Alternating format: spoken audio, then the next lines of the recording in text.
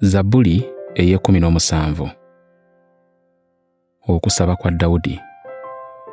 Okusaba okusemberera Katonda. Wulira ensonga ey'obutuukirivu, Ayi Mukama, lowooza ku kukaaba kwange, tega okutu owulire okusaba kwange okutali mu bukuusa.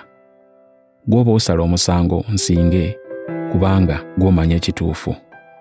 Omanyi ekiri mu mutima gwange, ne bw'ojja gye ndi ekiro, nkebera tojja kusanga mu kibi. Sijja kwonoona n'akamwa kange. Sikola ng'abantu bwe bakola, nkwata ebiragiro byo, neewala amakubo ag'abantu ababi. Bulijjo ntambulira mu makubo go, sigavangamu n'akatono. Nkukoowoola ggwe Ayi Katonda, kubanga gw'ononziramu. Tega okutu kwo owulire bye njogera.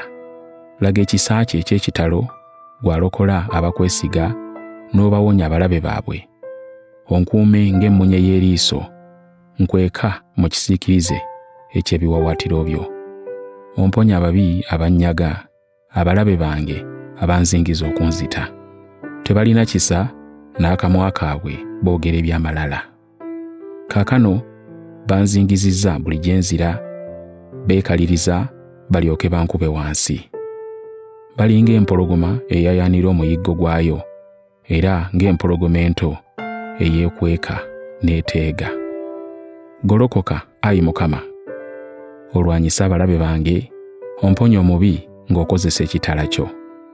Ayi Mukama, mponya eri abantu ab'ensi abalowooleza mu mugabo ogw'obulamu buno, embuto zaabwe ozijjuze by'obateekerateekera, abaana baabwe bafune ebibamala, wafikkewo n'ebirimala abazzukulu. Naye nze amaaso go ndigalaba mu butuukirivu, ndimatira bwe ndizuukuka ne nkulaba.